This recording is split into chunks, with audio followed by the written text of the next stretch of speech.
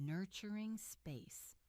Take a deep breath in, and as you exhale, let any tension melt away. Today we're going to talk about sunscreen, not with fear or anxiety, but with understanding, wisdom, and gentleness. Sunscreen is the single most important anti-aging product you can use. It's more effective than any serum, any cream, any treatment. It protects your skin from damage before that damage occurs, which is infinitely more powerful than trying to repair damage after the fact. But let's approach this topic with balance.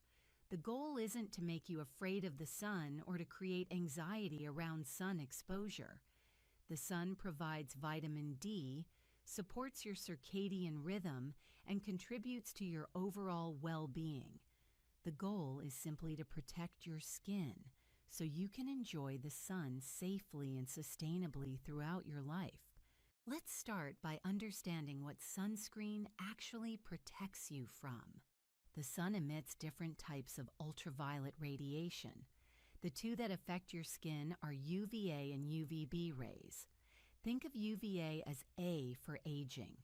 These rays penetrate deeply into your skin and cause premature aging, wrinkles, and dark spots.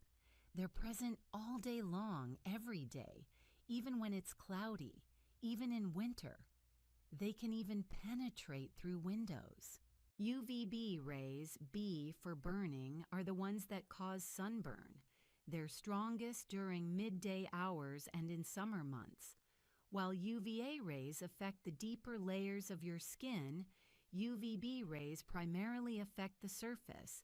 Both types of rays contribute to skin cancer risk. Both deserve your attention and protection. Now let's talk about the two main types of sunscreen, chemical and mineral. Understanding the difference will help you choose what works best for you. Chemical sunscreens work by absorbing UV rays and converting them into heat, which is then released from your skin. They contain ingredients like avobenzone, octinoxate, or oxybenzone. These sunscreens are typically lightweight, blend in easily, and don't leave a white cast. Many people find them more cosmetically elegant and easier to wear daily. Mineral sunscreens, also called physical sunscreens, work by sitting on top of your skin and reflecting UV rays away, like a mirror. They contain zinc oxide or titanium dioxide. These tend to be thicker, may leave a white cast, and can feel heavier on the skin. However, they're excellent for sensitive skin because they're less likely to cause irritation.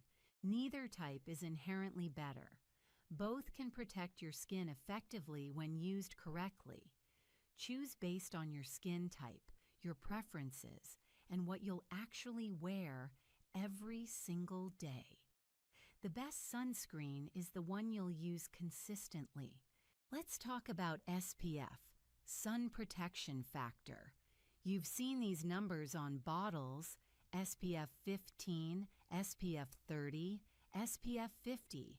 What do they actually mean? SPF measures protection against UVB rays. SPF 30 blocks about 97% of UVB rays. SPF 50 blocks about 98%. The difference between SPF 30 and SPF 50 is actually quite small in terms of protection percentage, though SPF 50 does give you a bit more margin for error if you don't apply quite enough. For daily wear, SPF 30 is generally sufficient if you're applying the correct amount and reapplying as needed. For extended sun exposure, especially if you're outside for long periods, SPF 50 provides extra insurance.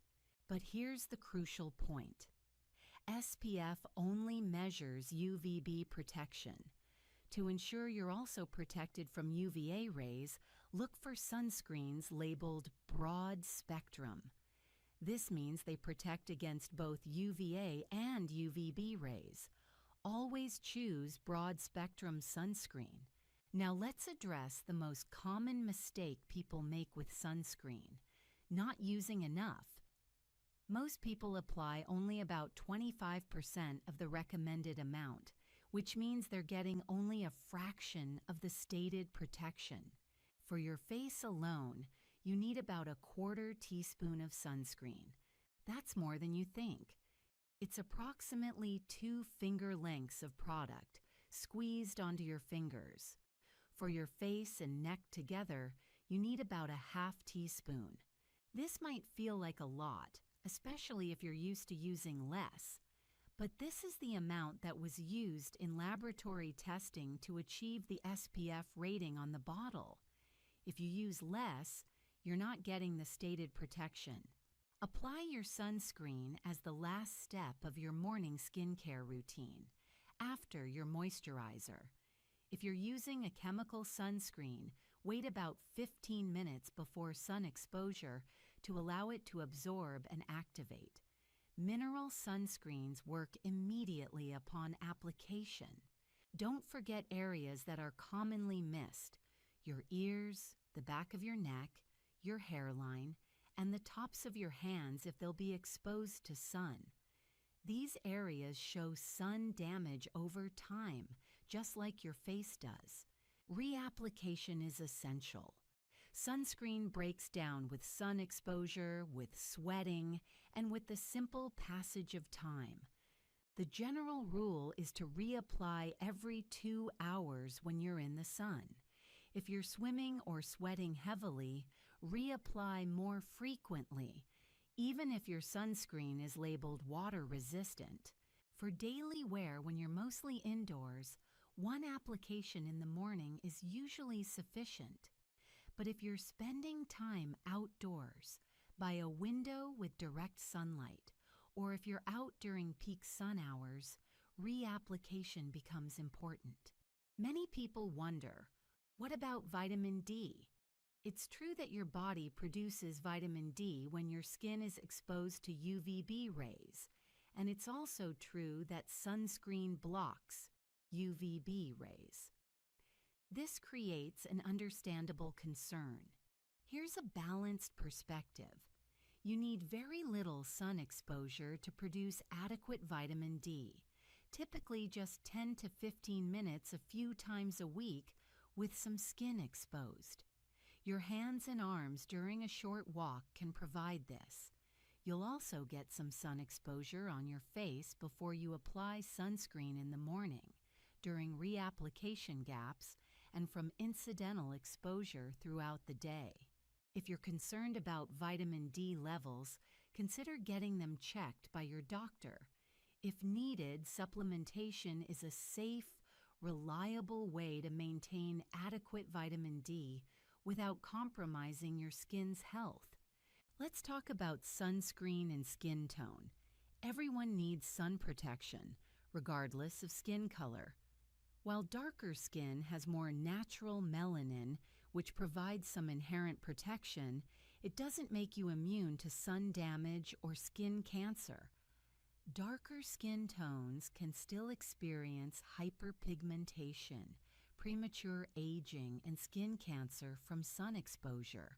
The challenge is that many sunscreens leave a white or ashy cast on darker skin tones, which makes them unpleasant to wear. Thankfully, sunscreen formulations have improved significantly. Look for tinted sunscreens, which often work beautifully on deeper skin tones. Many mineral sunscreens now come tinted in various shades. Chemical sunscreens typically don't leave any cast at all. For those with sensitive skin or conditions like rosacea or eczema, sun protection is especially important because sun exposure can trigger flares. Mineral sunscreens with zinc oxide or titanium dioxide are often better tolerated. Look for fragrance-free formulas with minimal ingredients. Some sunscreens are specifically formulated for sensitive skin.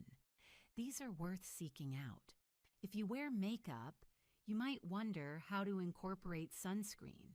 You have several options. You can use a moisturizer with SPF, followed by makeup. You can use a separate sunscreen before makeup, or you can use a tinted sunscreen that acts as your foundation. Some makeup products contain SPF, but typically you won't apply enough makeup to achieve the stated SPF, so it's better to have dedicated sunscreen underneath. For reapplication over makeup, consider powder sunscreens or sunscreen sprays. These make it easier to reapply without disturbing your makeup. However, with sprays, be sure to apply generously. It takes more than you think to get adequate coverage. What about sunscreen ingredients and safety? There's been concern about certain chemical sunscreen ingredients being absorbed into the bloodstream. While studies have shown that some ingredients are absorbed, there's currently no evidence that this absorption causes harm. The benefits of sun protection far outweigh theoretical risks that haven't been proven. If you're concerned, mineral sunscreens are an excellent alternative. Zinc oxide and titanium dioxide are not absorbed into the skin. They sit on top and provide physical protection. They've been used safely for decades. For environmental concerns, particularly reef safety, avoid sunscreens containing oxybenzone and octinoxate if you'll be swimming in the ocean. These ingredients can harm coral reefs. Mineral sunscreens are generally reef safe, but always check the specific product label. Let's address texture and finish. Sunscreen technology has come so far. If you've avoided sunscreen because it felt greasy, heavy, or looked white on your skin, it's time to try again. There are now sunscreens with beautiful textures. Lightweight, fast-absorbing, matte finish, dewy finish, tinted, untinted. There's truly something for everyone. Sample different products if possible. Get travel sizes or ask for samples at beauty stores. It might take trying a few different sunscreens to find your perfect match, but that match exists. When you find a sunscreen you genuinely enjoy wearing, daily application becomes effortless rather than a chore. As we come toward the end of our time together, let's remember the heart of this message. Sunscreen is an act of self-care and long-term self-love. When you apply sunscreen each morning, you're telling your future self, I care about you. I'm protecting you. Sun protection isn't about vanity or fear. It's about wisdom. It's about enjoying the sun while respecting your skin's needs. It's about prevention, which is always easier than correction. Apply a quarter teaspoon to your face. Choose broad spectrum SPF 30 or higher. Reapply when spending extended time in the sun. Make it a non-negotiable part of your morning routine, as automatic as brushing your teeth. Your skin will thank you not just next week or next month, but years and decades from now. The choices you make today shape how your skin ages, how it looks, and how healthy it remains. Take a deep breath in and release. You now understand sun protection.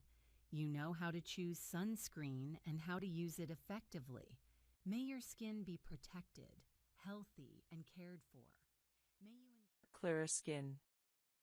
Heat and humidity increase sebum production and promote bacterial growth, worsening acne.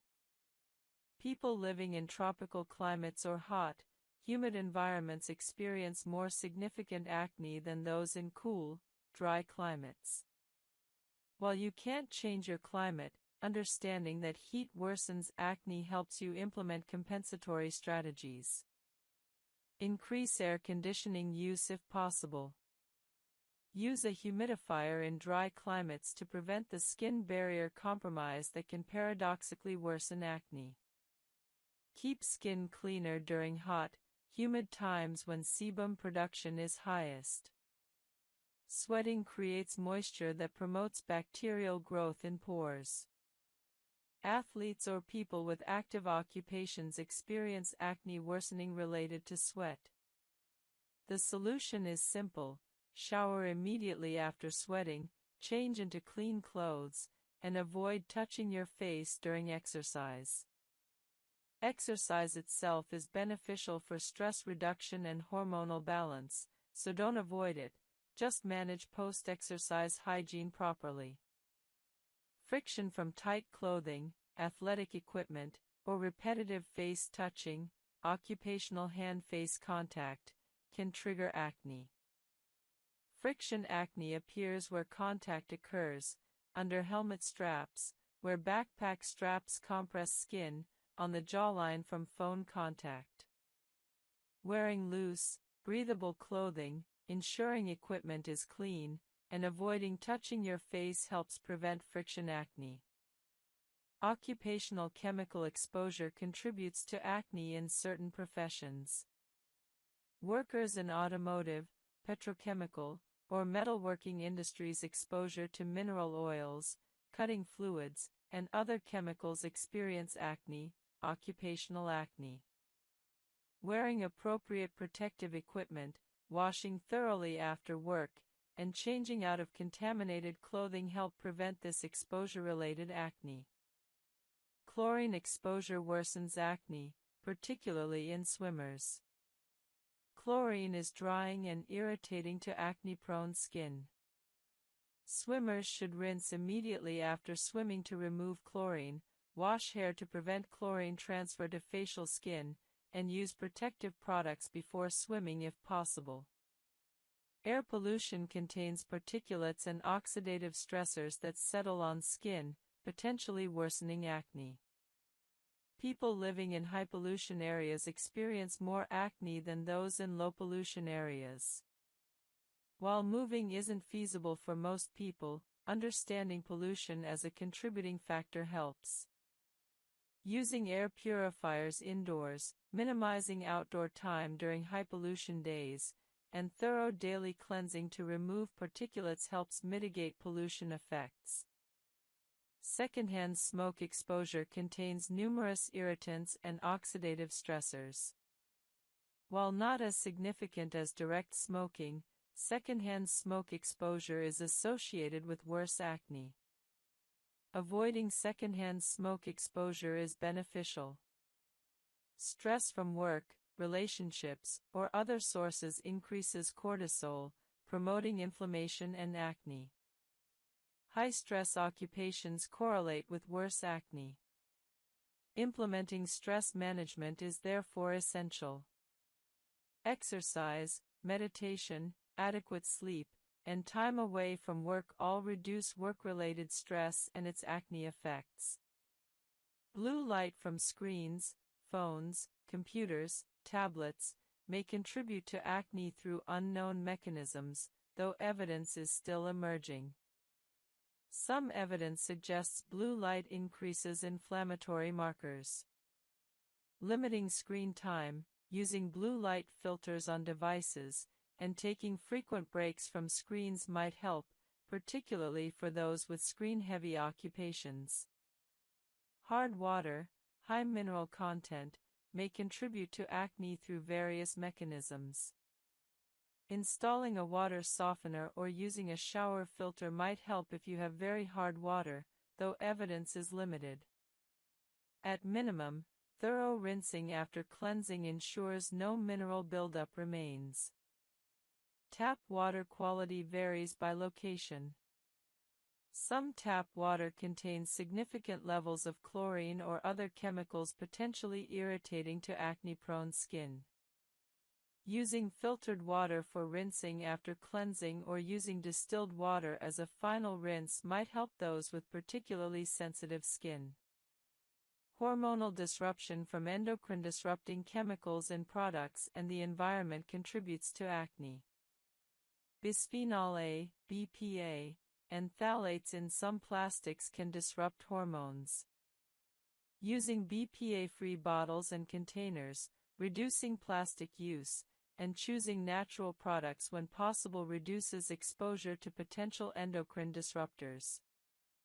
Occupational stress combined with other factors creates a synergistic acne worsening effect.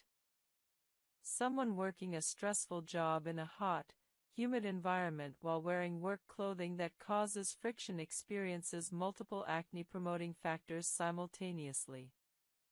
Addressing modifiable factors helps mitigate cumulative effects. Understanding your specific environmental and occupational exposures allows you to make targeted changes. If heat and humidity worsen your acne, cooling strategies help. If your occupation involves chemical exposure, protective equipment helps. If stress is primary, stress management helps. Identifying your specific environmental contributors guides your approach to minimizing their acne impact. Guide 33: Advanced Retinoid Protocols and Optimization Strategies. Retinoids represent some of the most powerful acne and anti-aging treatments available, but optimizing their use requires understanding advanced protocols and strategies beyond basic application. Mastering retinoid use transforms results. Retinoid strength exists on a spectrum from gentlest, over-the-counter retinol, to most potent, prescription tretinoin. Over-the-counter retinol at 0.25 to 0.3% concentration is appropriate for first-time retinoid users. After establishing tolerance over 8 to 12 weeks, you might advance to stronger formulations. Retinol, retinaldehyde, at 0.05 to 0.1% concentration offers intermediate strength between retinol and tretinoin. Prescription retinoids include tretinoin, Retin-A, at 0.025 to 0.1%, adapalene, Differin, at 0.1%, and tazarotene at 0.025 to 0.1%. The difference between 0.025% and 0.1% tretinoin is substantial in terms of strength and irritation potential. The start low, go slow principle maximizes retinoid tolerance. Begin with the lowest concentration at the lowest frequency, 2 to 3 times weekly. Resist the temptation to speed up progression. After 4 weeks at your current concentration and frequency, assess tolerance. If you're experiencing minimal irritation and want faster improvement, increase frequency to 3 to 4 times weekly. After another 4 weeks, increase to 5 to 6 times weekly. After another 4 weeks, use nightly. Only after reaching nightly use at current concentration should you consider increasing concentration. This progression takes 12+ weeks but maximizes adaptation and minimizes retinization phase severity.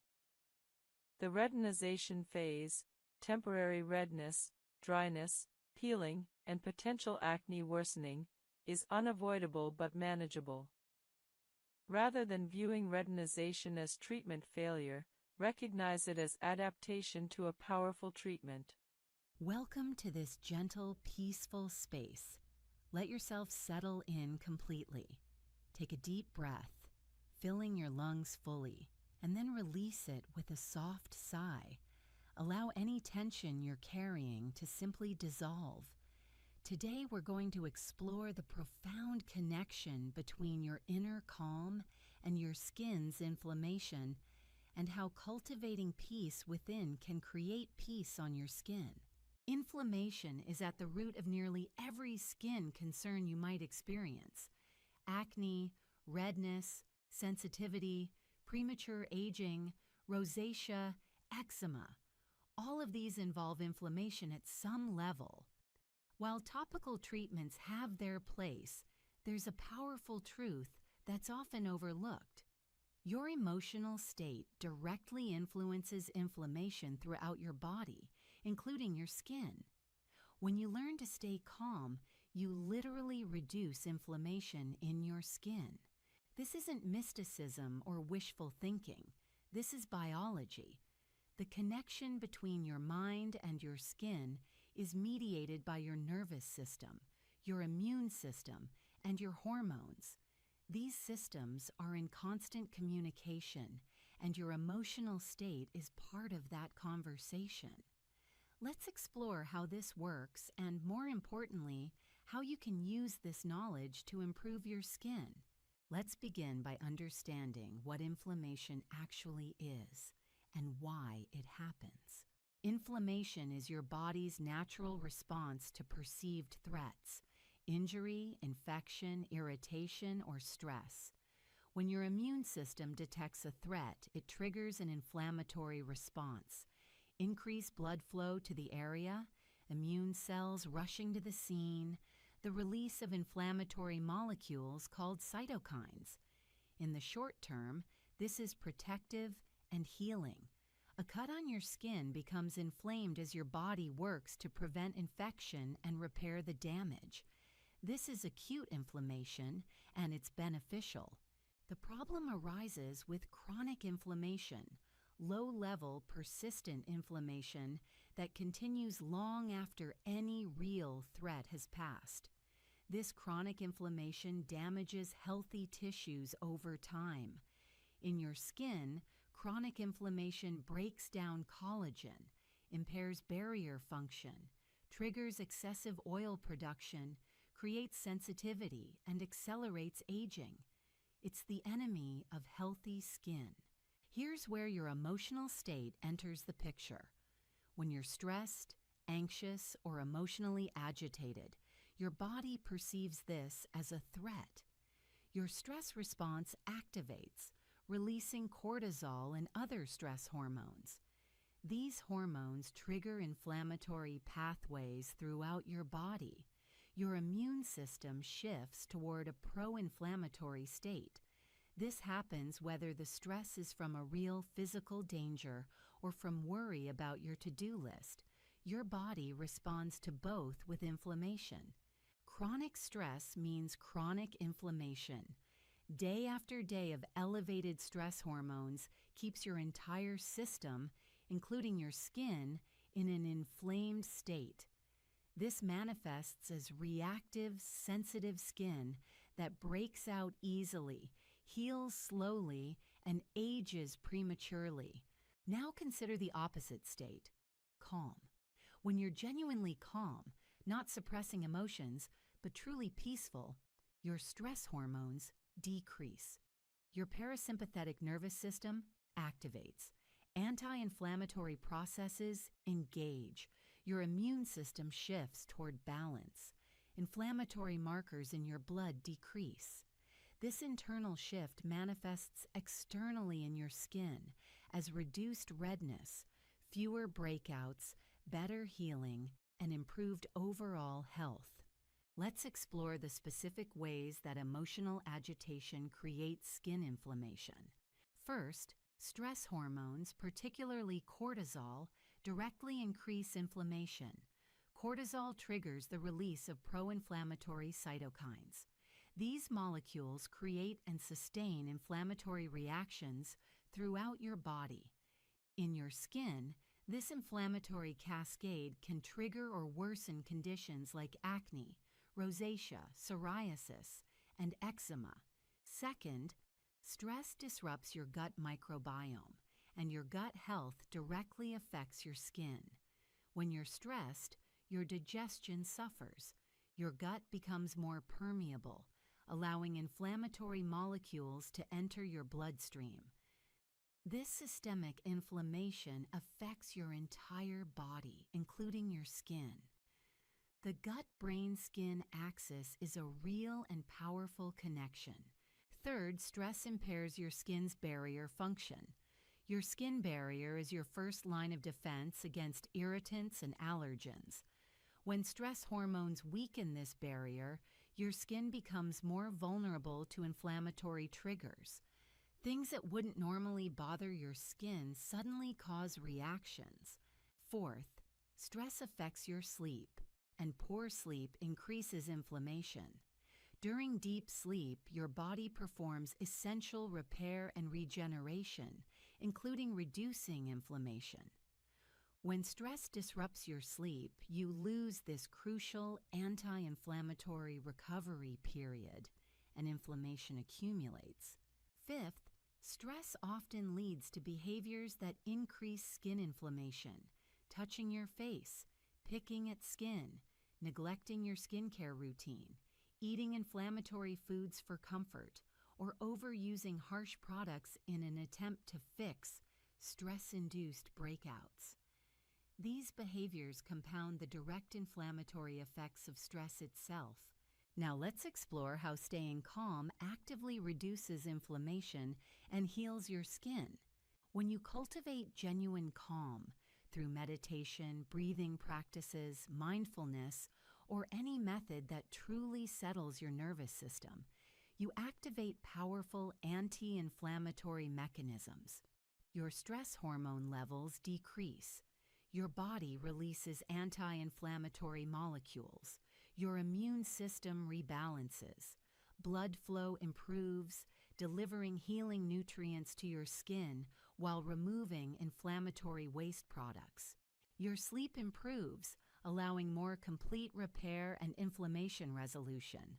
Your gut health often improves as stress-related digestive issues ease.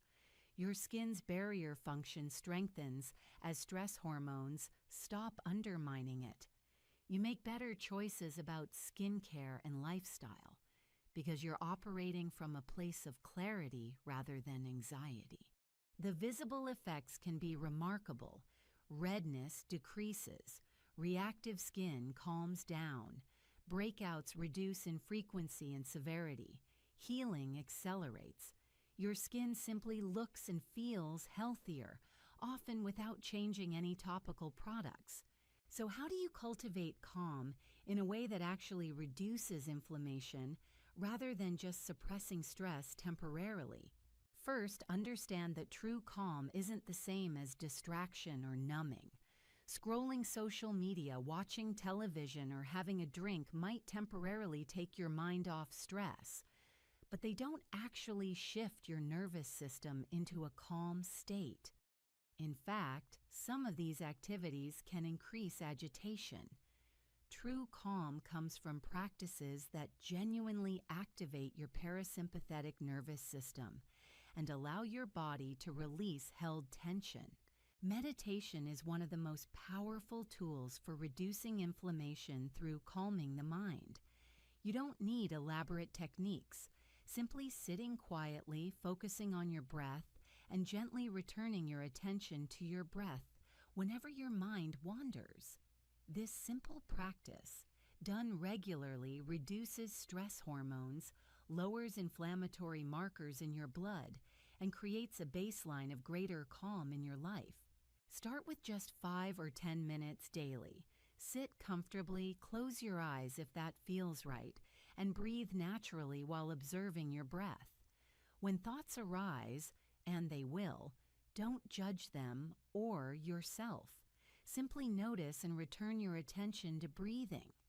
This practice trains your nervous system to settle more easily, which over time means less chronic activation of inflammatory pathways. Mindfulness throughout your day extends meditation's benefits. Mindfulness simply means paying attention to present moment experience without judgment. When you're washing dishes, actually wash dishes. Feel the water. Notice the movements. Be fully present. Or vitamin C initially. After 12+ weeks of stable retinoid use, you might carefully introduce another active on different nights. Many experienced users successfully use retinoid nightly and salicylic acid or benzoyl peroxide on alternate mornings, but this requires well-adapted skin. Retinoid stability matters for effectiveness. Retinol degrades with light and air exposure. Products in opaque, airtight packaging remain stable longer than those in clear or non-airtight packaging. Storing retinoid products in cool, dark places preserves stability. Retinoids become less effective as they degrade, so proper storage extends product effectiveness and lifespan. Retinoid pulse dosing, using retinoids intensively for periods, then taking breaks, is a strategy some dermatologists recommend. The theory is that continuous daily use might cause adaptation, reduced effectiveness, while pulsing maintains efficacy. However, most retinoid experts recommend continuous daily use for consistent results. Occasional breaks for barrier repair are reasonable, but pulsing isn't necessary for maintaining retinoid effectiveness long-term.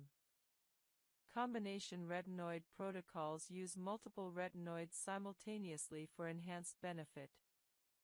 For example, using low-concentration tretinoin at night combined with retinol in the morning. However, this advanced approach requires very well-adapted skin and should only be attempted under professional guidance. It increases irritation risk and isn't necessary for most people. Pregnancy and retinoid use requires special consideration. Retinoids are teratogenic and should not be used during pregnancy. Women of childbearing potential using isotretinoin must use reliable contraception. Tretinoin used during pregnancy is controversial. Some studies suggest it's safe at prescribed topical doses where systemic absorption is minimal, while others recommend avoiding it. Discuss retinoid use with your obstetrician if planning pregnancy or pregnant. Adapting retinoid use seasonally may be beneficial. In winter, when skin is naturally drier, you might reduce retinoid frequency or concentration, or increase moisturizing support. In summer, if your skin tolerates it, you might increase retinoid frequency for more aggressive treatment. Signs of excessive retinoid use include severe dryness, persistent redness beyond the initial retinization phase, barrier compromise, or contact dermatitis. If you experience these, reduce frequency or concentration. There's no badge of honor for using the highest concentration or frequency if your skin is suffering. Optimal retinoid use maintains healthy skin while providing acne and anti-aging benefits. Guide 34. Sleep quality and acne, mechanisms, optimization strategies, and sleep-specific skincare. Sleep profoundly affects acne through multiple physiological mechanisms. Understanding sleep acne connections and implementing sleep optimization and sleep-specific skincare significantly improves acne. During sleep, your body undergoes restorative processes crucial for skin health. Growth hormone peaks during deep sleep, supporting skin repair and collagen production. Cortisol, the stress hormone, declines during sleep, reducing inflammation. Immune function is enhanced during sleep, supporting the body's ability to fight infection-causing bacteria. Cellular turnover occurs during sleep, with dead skin cells being replaced by new ones. All these processes directly support clear, healthy skin. Poor sleep disrupts these beneficial processes. Insufficient sleep, less than 7 hours nightly, increases cortisol, promotes inflammation, impairs immune function, and disrupts cellular turnover. The result is worsened acne within days of poor sleep. Many people notice acne worsening after only 1 or 2 nights of insufficient sleep, demonstrating sleep's direct acne effects. Sleep timing matters as much as sleep duration. Your body has a circadian rhythm, an internal clock regulating hormone release and physiological processes. Disrupted circadian rhythm, from shift work, irregular sleep schedules, or jet lag, worsens acne even if total sleep duration is adequate. Maintaining consistent sleep schedules, going to bed and waking up at the same times daily, optimizes circadian rhythm function and supports skin health. Sleep quality matters beyond duration. Fragmented sleep with frequent awakenings, even if total sleep time is adequate, compromises skin health. Poor sleep quality is associated with worse acne.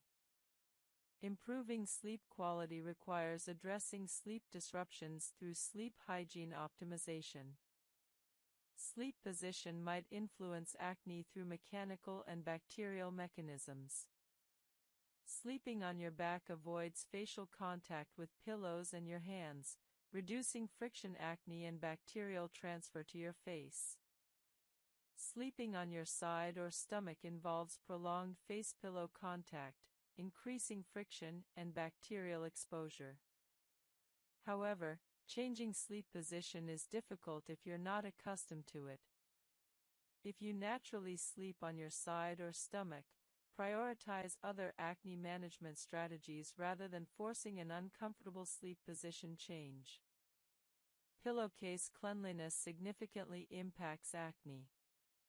Dirty pillowcases accumulate bacteria, oil, and dead skin cells, all of which transfer to your face during sleep.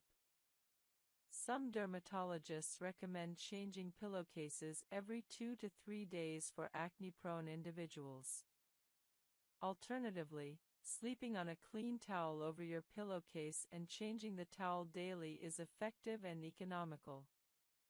Some people with severe acne benefit from silk or satin pillowcases, which create less friction and accumulate less bacteria than cotton. Bedroom temperature affects sleep quality. Warmer rooms increase perspiration, creating a moist environment promoting bacterial growth and acne. A cooler bedroom, around 65 to 68 degrees Fahrenheit or 18 to 20 degrees Celsius, supports better sleep and reduces nighttime sweating. If your bedroom is too warm, using a fan or air conditioning improves both sleep quality and acne through multiple mechanisms. Humidity in the bedroom affects skin and sleep. Excessively dry air, from heating systems or dry climate, irritates skin and disrupts sleep. Excessively humid air promotes bacterial growth and acne. Moderate humidity, 30 to 50%, is optimal. Using a humidifier in dry climates or a dehumidifier in humid climates optimizes sleep environment and supports skin health. Light exposure, particularly blue light from screens, suppresses melatonin production, disrupting sleep timing and quality. Using devices before bed worsens sleep through this mechanism. Stopping screen use 30 to 60 minutes before bed improves sleep quality.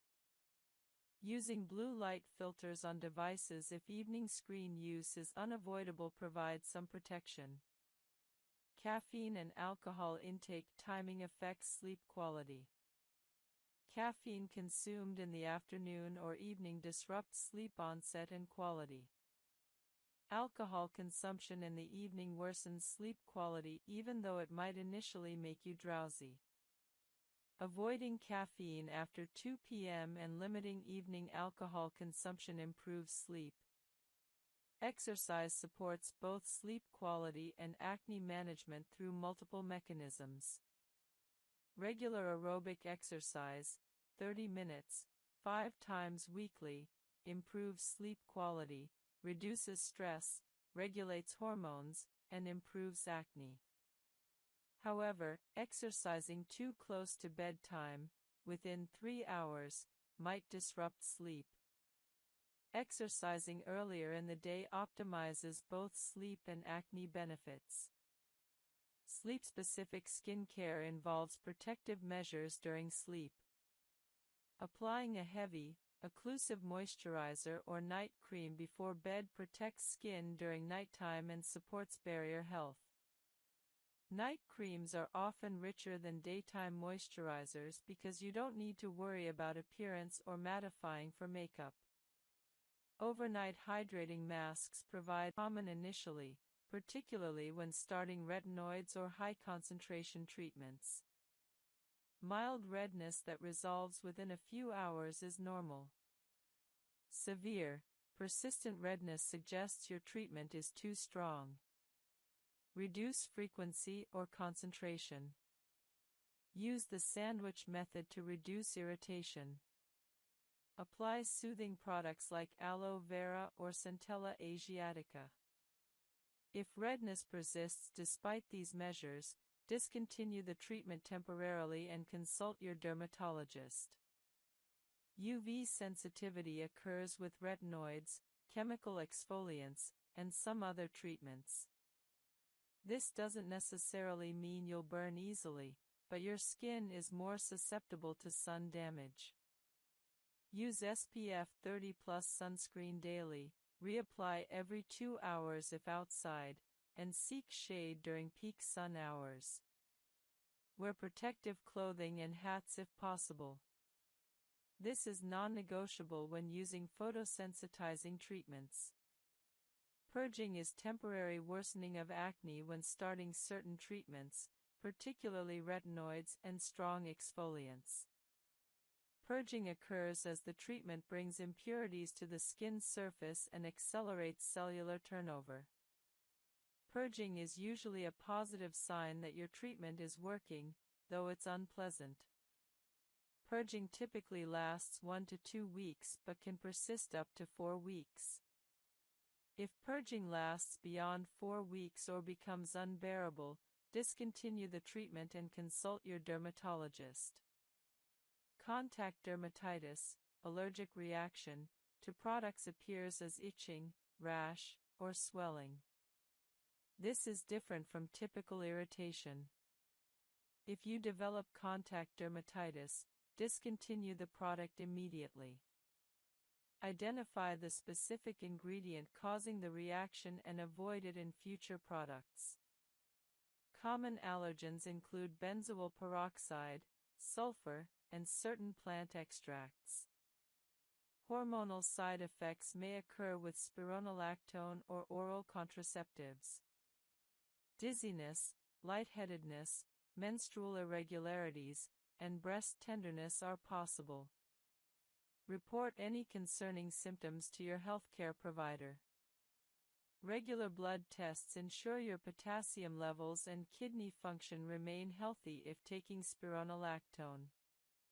Sensitivity and compromised barrier function result from overuse of strong treatments.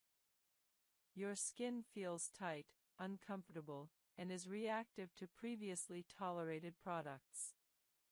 Manage this by stopping all actives temporarily and using only gentle cleanser, hydrating moisturizer, and sunscreen for 1 to 2 weeks. Allow your skin barrier to repair. Then gradually reintroduce treatments at lower concentrations and frequencies. Building tolerance to treatments requires patience and gradual progression. Start conservatively and increase gradually. This approach takes longer initially but leads to better long-term outcomes than aggressive starting that causes severe side effects and treatment discontinuation. Remember that slow, consistent progress is preferable to fast progress interrupted by side effects forcing you to quit. Guide 19, the Complete Long-Term Acne Maintenance and Prevention Plan. Once you've achieved clear skin, the challenge becomes maintaining clarity. Many people achieve clear skin only to abandon their routines, resulting in acne recurrence. Understanding long-term maintenance prevents this cycle and keeps your skin clear indefinitely. Continue your core routine indefinitely. The Cleanse, Treat, Moisturize, Protect routine that cleared your acne remains essential for maintaining clear skin. Don't abandon these steps thinking they're only necessary while acne is active. Your skin's tendencies haven't changed. Stopping treatment allows acne to return. Identify which specific treatments worked for you and continue them. If salicylic acid was crucial to your success, continue using it at maintenance levels, perhaps 2 to 3 times weekly instead of daily. If retinoids were essential, Continue them nightly or at whatever frequency you use successfully. If benzoyl peroxide was key, continue it. Maintenance doesn't require the aggressive frequency you may have used during active acne treatment, but it requires continuing the treatments that worked. Simplify your routine for maintenance if desired. During active acne treatment, you might use multiple actives, but once clear, you can often maintain clarity with fewer products. For example, you might maintain clear skin using just retinoid at night and benzoyl peroxide spot treatments as needed, dropping the salicylic acid cleanser you used initially. Experiment to find the minimum effective routine for your skin. Monitor your skin monthly for early signs of breakout.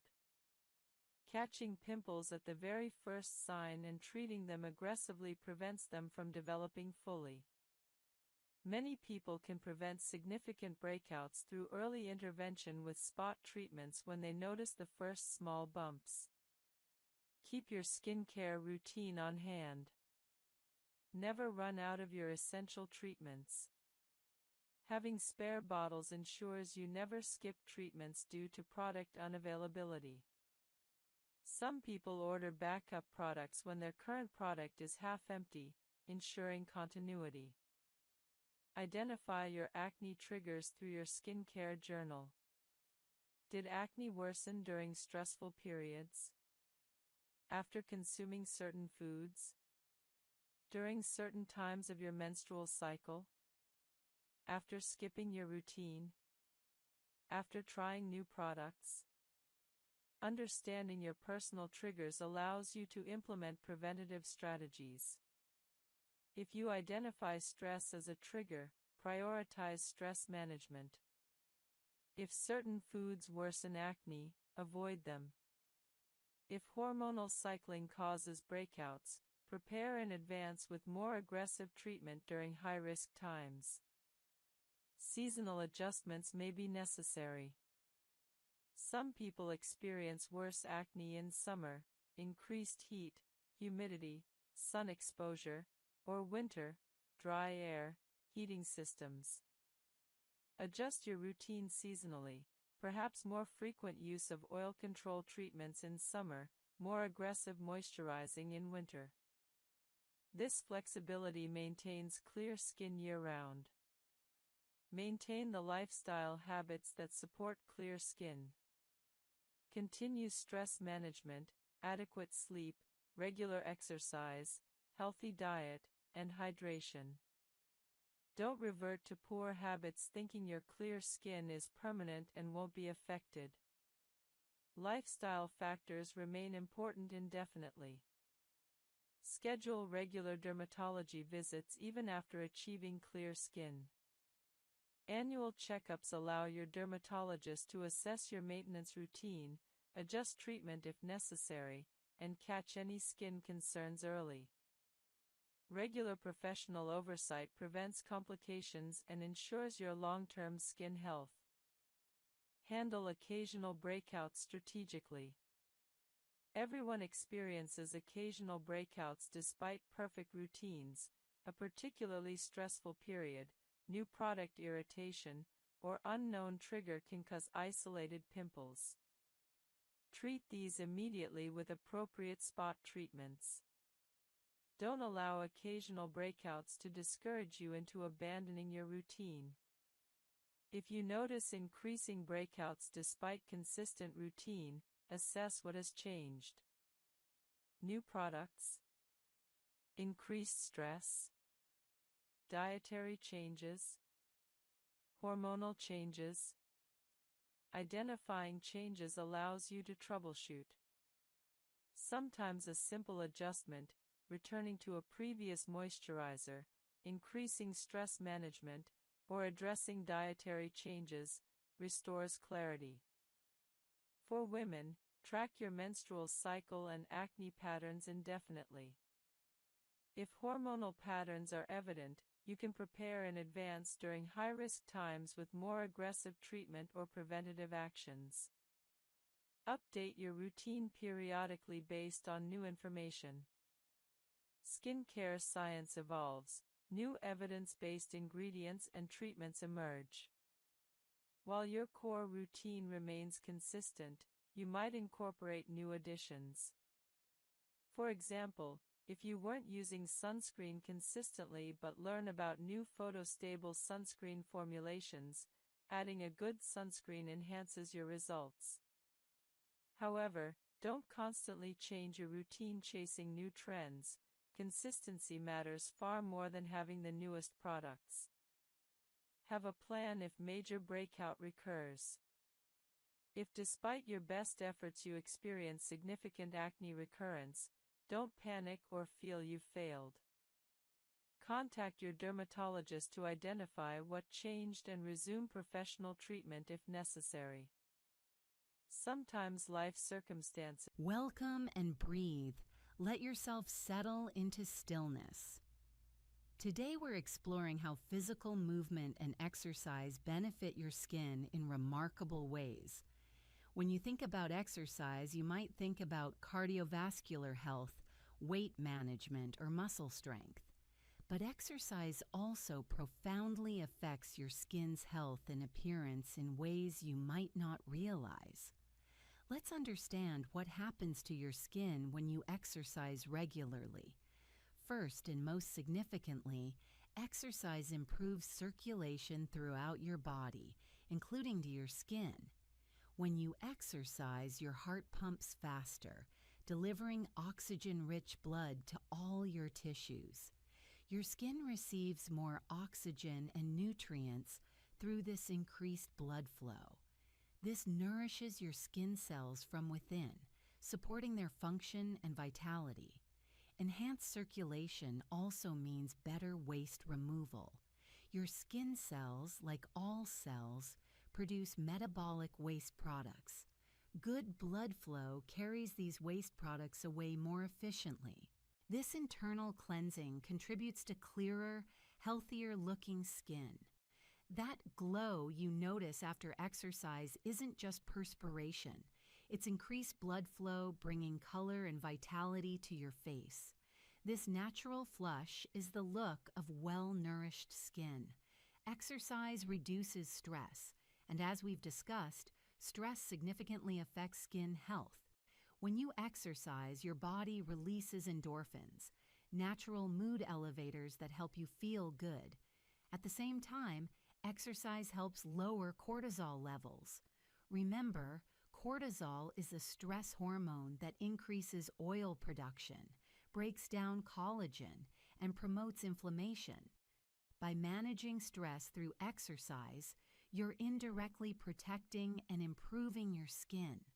Regular physical activity improves sleep quality, and we know that sleep is crucial for skin repair and regeneration. People who exercise regularly tend to fall asleep faster and experience deeper sleep. This enhanced sleep translates directly to better skin health. Exercise supports healthy immune function, which matters for your skin. Your skin is part of your immune system, your first line of defense against pathogens. A well-functioning immune system helps your skin resist infections and heal more efficiently. Physical activity helps regulate hormones. Hormonal imbalances can trigger acne, especially in adults. While exercise alone won't completely balance your hormones, it contributes to overall hormonal health, which can help with hormonally driven skin issues. Exercise promotes lymphatic drainage.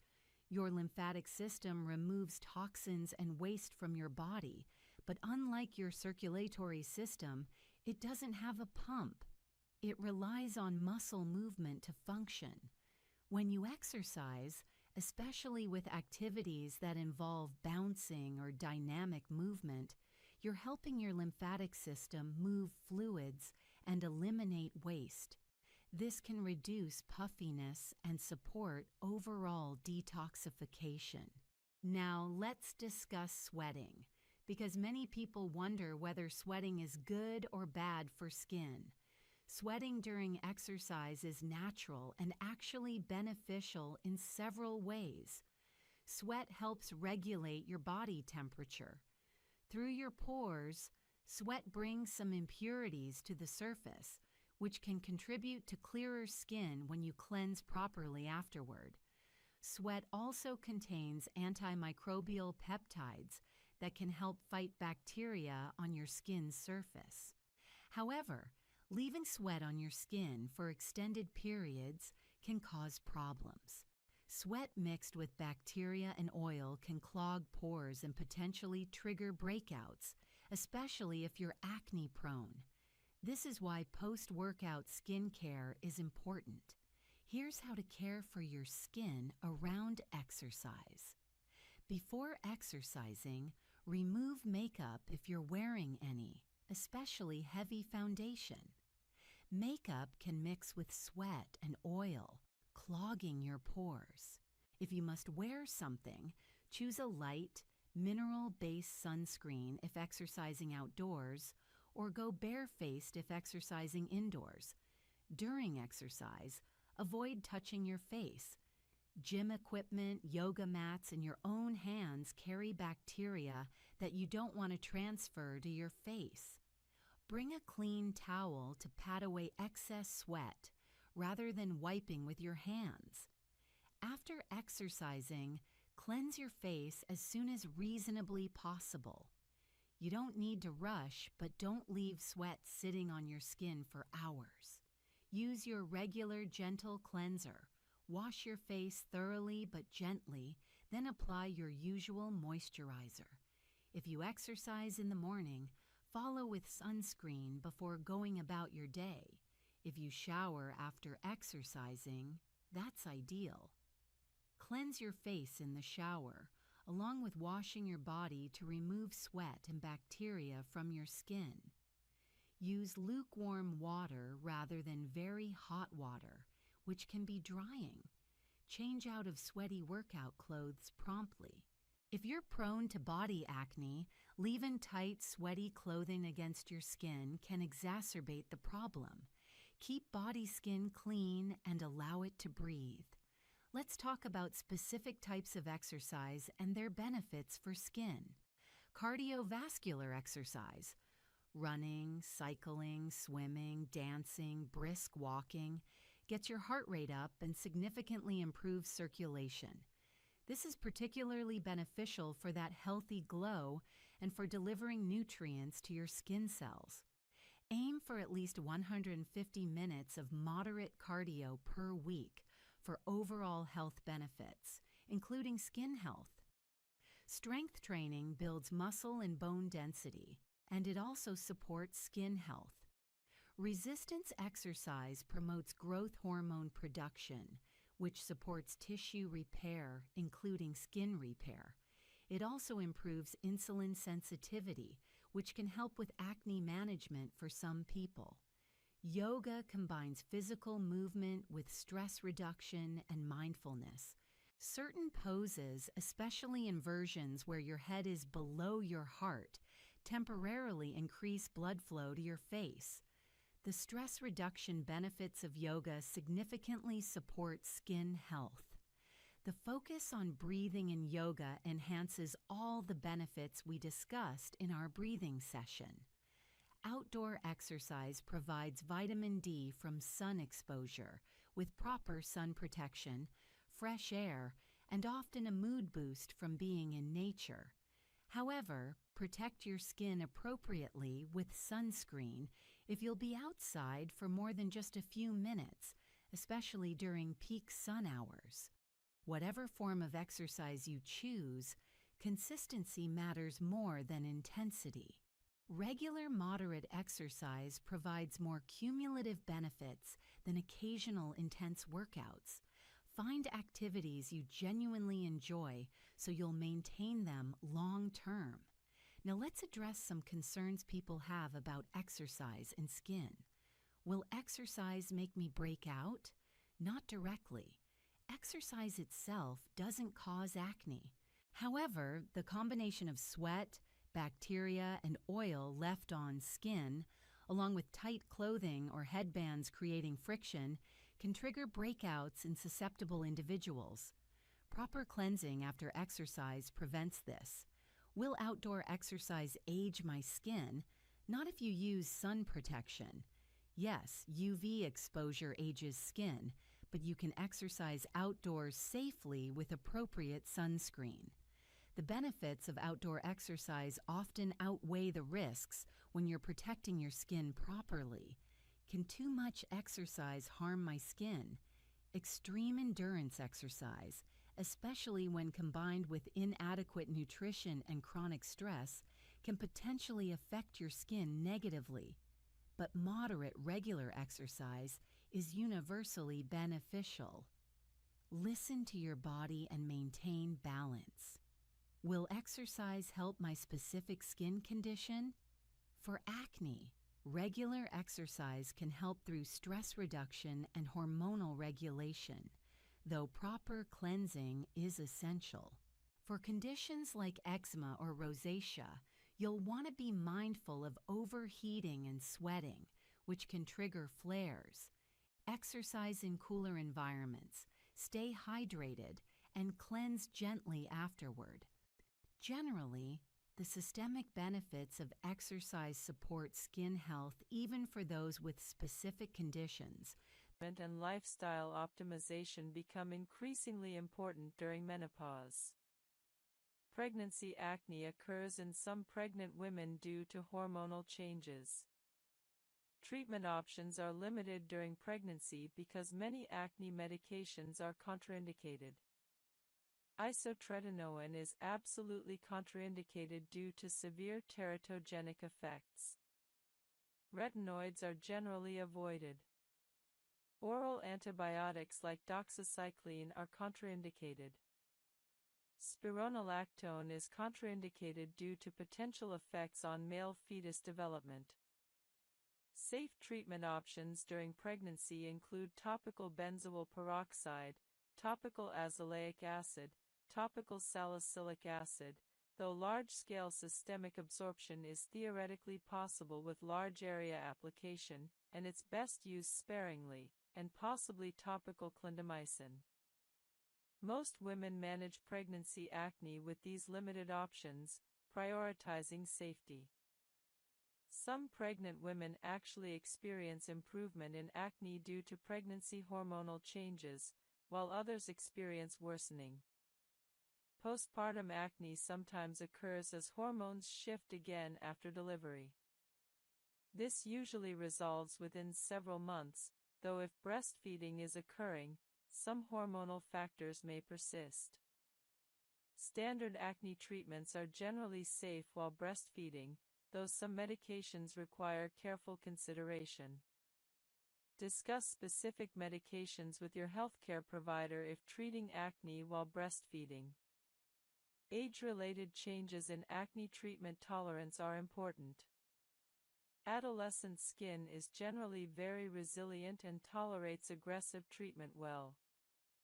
Aging skin becomes more sensitive and drier, requiring gentler treatments and more aggressive moisturizing even if using the same medications. An adolescent might tolerate 2% salicylic acid daily with minimal dryness, while a 45-year-old woman with the same treatment might experience excessive dryness and irritation, necessitating reduced frequency or concentration. Transitional acne between life stages sometimes occurs. A teenager transitioning to adulthood might experience changing acne patterns. An adult woman starting hormonal contraceptive might initially experience worsening acne before improvement. A woman entering perimenopause might experience acne worsening despite previous successful acne control. These transitions require reassessment and potential treatment adjustments. Psychological impact varies with age. Adolescent acne causes significant psychological distress due to developmental sensitivity about appearance and peer dynamics. Adult acne can cause depression and anxiety, particularly if unexpected after years of clear skin. Menopausal acne can be particularly frustrating as women are simultaneously managing other menopausal symptoms. Acknowledging the psychological impact and treating acne aggressively for mental health reasons is justified. Understanding your life stage allows you to set appropriate expectations and select appropriate treatments. Adolescents should prevent lifelong acne through good habits.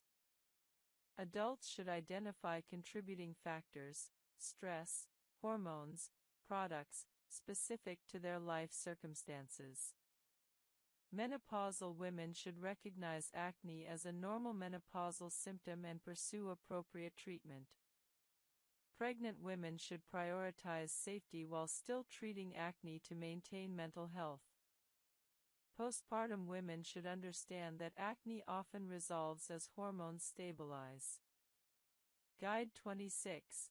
Post-acne skin barrier repair and restoration after aggressive treatment. After intensive acne treatment, your skin barrier often requires dedicated repair and restoration. Understanding skin barrier function, signs of barrier compromise, and recovery strategies is essential for returning to healthy, resilient skin after aggressive treatment phases. Your skin barrier, also called the stratum corneum, consists of dead skin cells, corneocytes, bound together by lipids, creating a protective wall that prevents water loss and keeps irritants and pathogens out. When functioning optimally, your barrier is resilient, hydrated, and protective. When compromised by aggressive acne treatment, the barrier becomes thin, allows excessive water loss, and becomes reactive to previously tolerated products and environmental factors. Signs of barrier compromise include tightness and discomfort, increased dryness and flaking despite using moisturizer, redness or inflammation without active acne, stinging or burning when applying products previously tolerated, increased sensitivity to temperature extremes, and heightened reactivity to skincare products, developing reactions to products that previously seemed fine. Several factors compromise the skin barrier during acne treatment.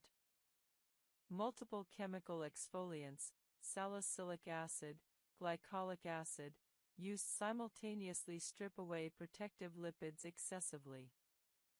Retinoids, while beneficial, can compromise the barrier during the initial adaptation phase. Benzoyl peroxide can be somewhat drying.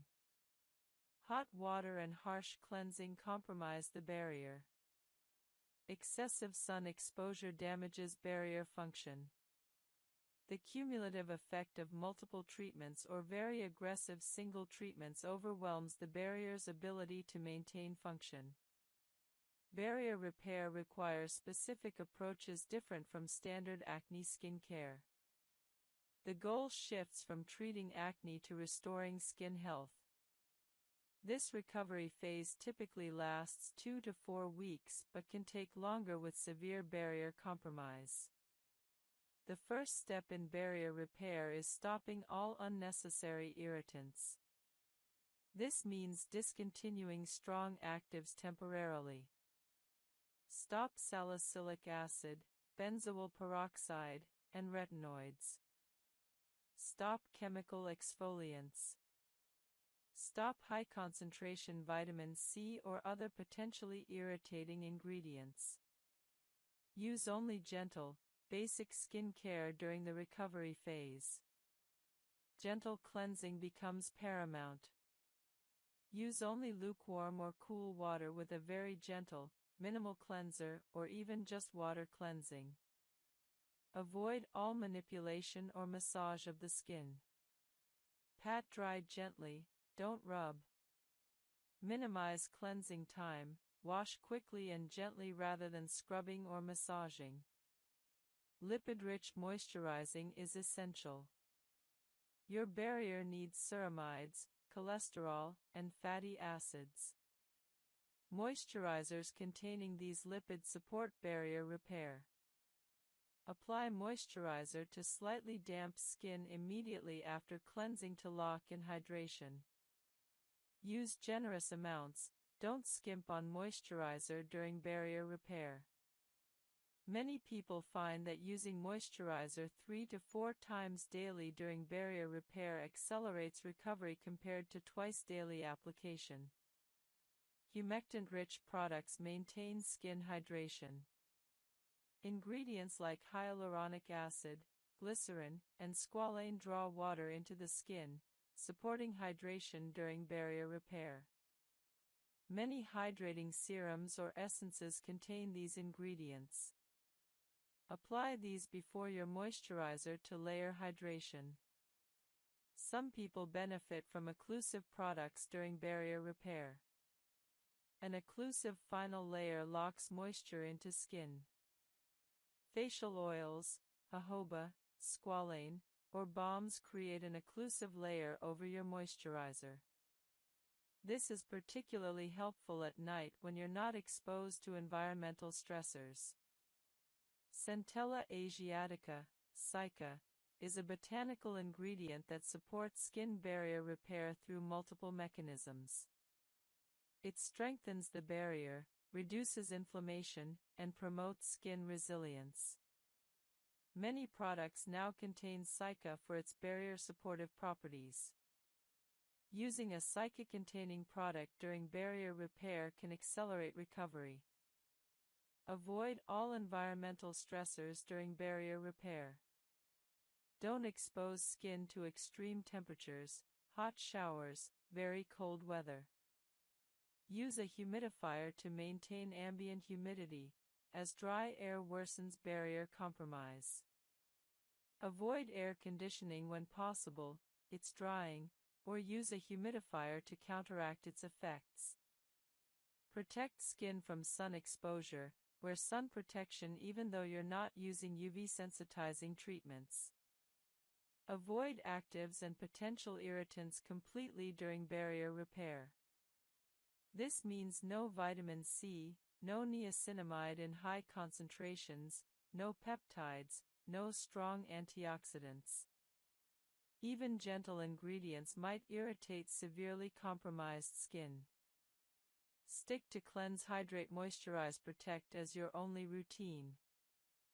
Timeline for barrier recovery typically takes 2 to 4 weeks. By week 1, you should notice reduced tightness and reactivity. By week 2, increased tolerance and reduced dryness. By week 3 to 4, most barrier compromise resolves. However, severely compromised barriers might take 6 to 8 weeks for complete recovery.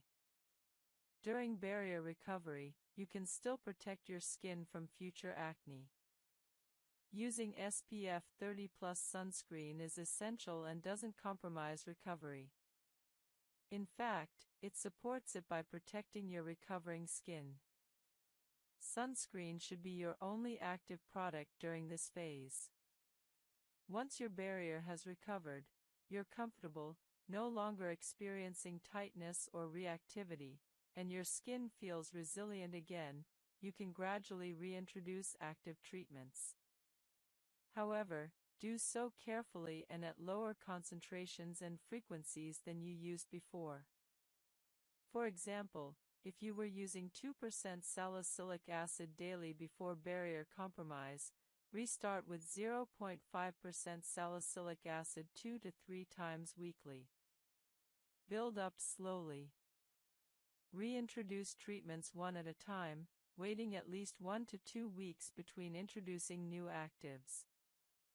For example, reintroduce salicylic acid first, wait 2 weeks to ensure tolerance, then introduce benzoyl peroxide if desired.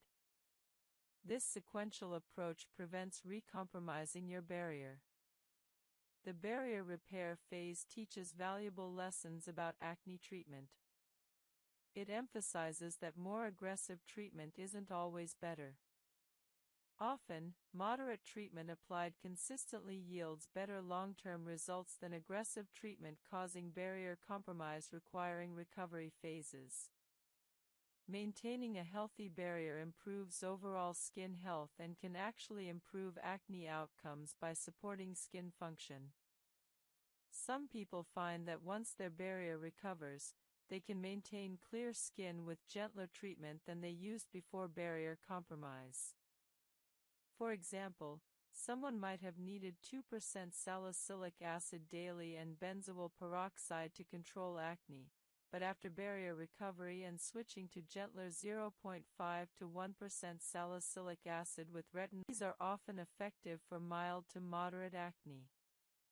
Prescription topical treatments, tretinoin, adapalene, azelaic acid, cost $20-100 plus per month depending on insurance.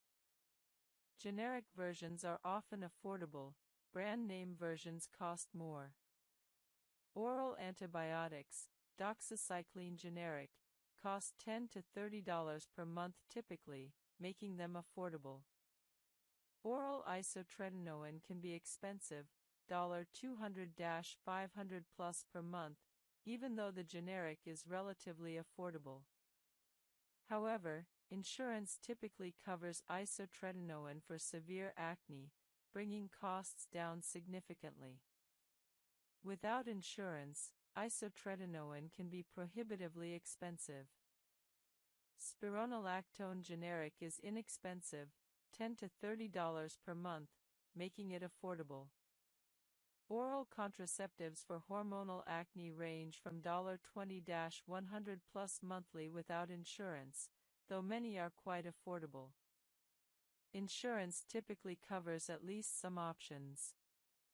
Professional treatments, chemical peels $150 to $300, laser $400-1,000 plus, microneedling $200 to $400, are expensive and insurance rarely covers them.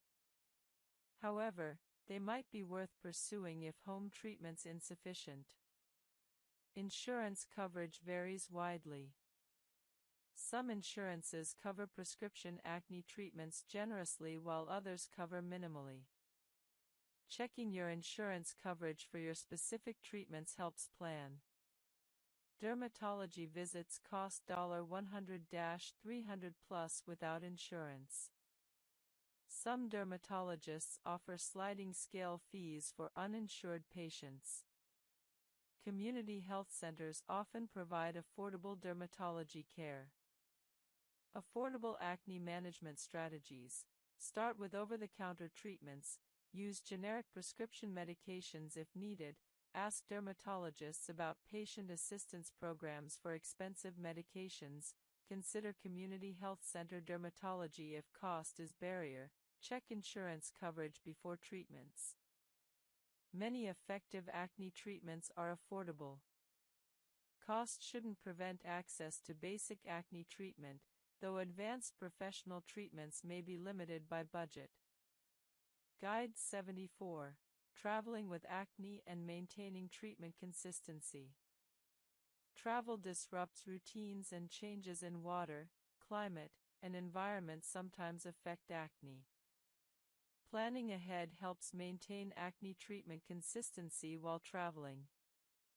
Packing acne treatments. Bringing full-size bottles takes space and weight. Travel size containers, available at most pharmacies, help. Decanting products into smaller bottles also works. Ensure all liquids comply with airline regulations if flying. Jet lag affects sleep quality and can worsen acne through stress and hormonal disruption.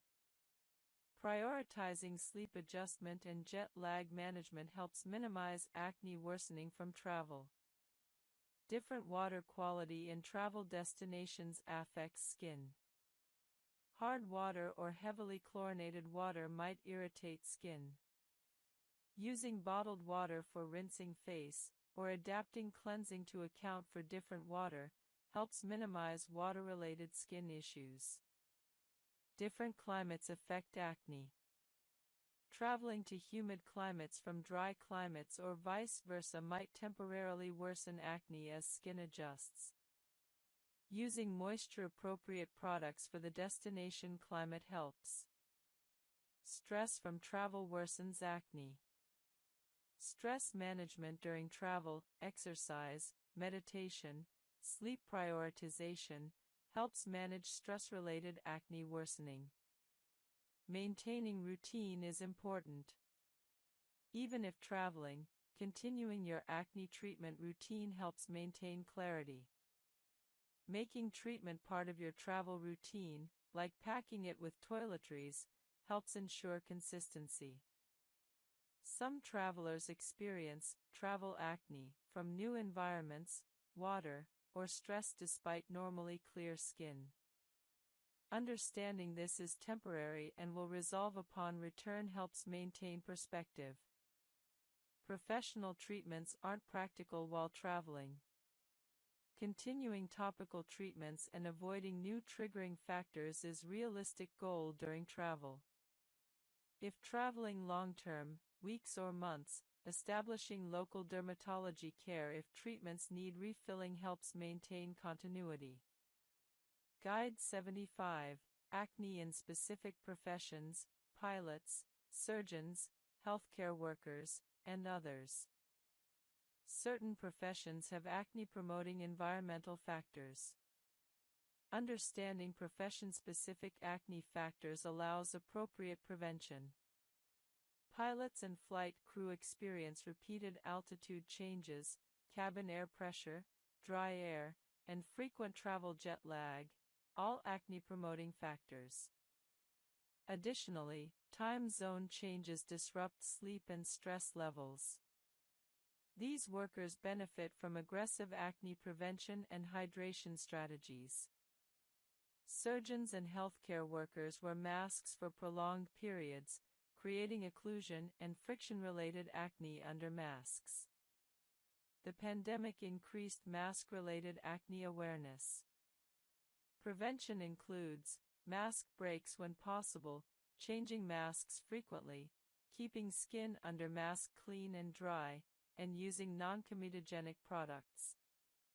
Chefs and kitchen workers are exposed to heat, steam, and splashing from cooking, increasing sweat production and skin irritation. Heat exposure worsens acne. These workers need frequent face cleansing and good ventilation when possible. Outdoor workers, construction, landscaping, etc., experience sun exposure, heat, dirt, and sweat, multiple acne-promoting factors. Aggressive sun protection and sweat management are important. Office workers with high stress loads might experience stress-related acne. Stress management helps. Sports coaches and trainers are often in hot environments with sweat and frequent manual labor. Prevention strategies similar to athletes apply. Makeup artists and beauty professionals might have acne from product exposure or allergic reactions. Using quality, non-comedogenic products and maintaining clean equipment helps. Understanding your profession's specific acne-promoting factors allows targeted prevention.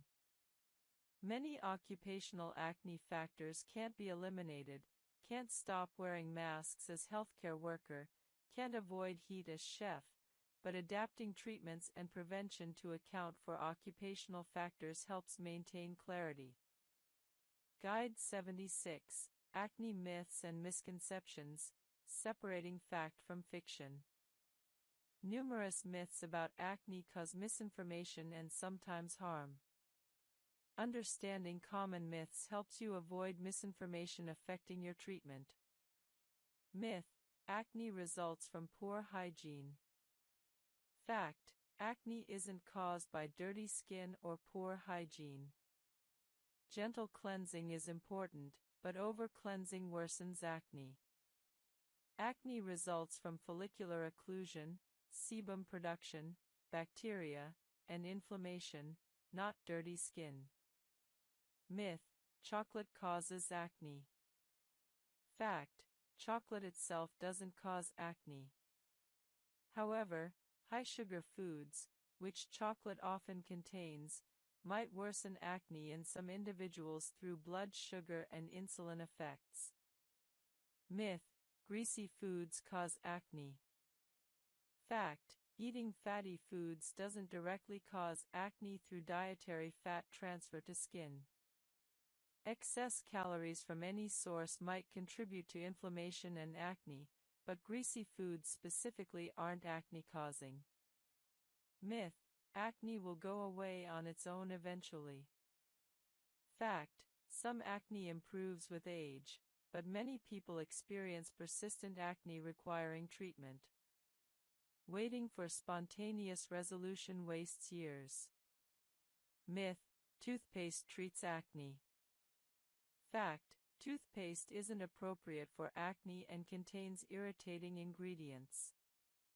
While older formulations sometimes contain benzoyl peroxide in tiny amounts, modern toothpastes shouldn't be used on skin. Myth: picking acne helps it heal.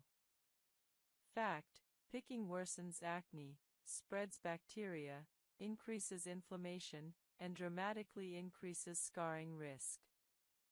Never pick acne. Myth: sunlight cures acne. Fact: while temporary UV-induced drying might make acne appear better briefly, sun exposure actually worsens acne long-term through inflammation and post-inflammatory hyperpigmentation. Sunscreen is essential, not optional. Myth: all makeup causes acne. Fact: while some makeup clogs pores, many non-comedogenic cosmetics don't worsen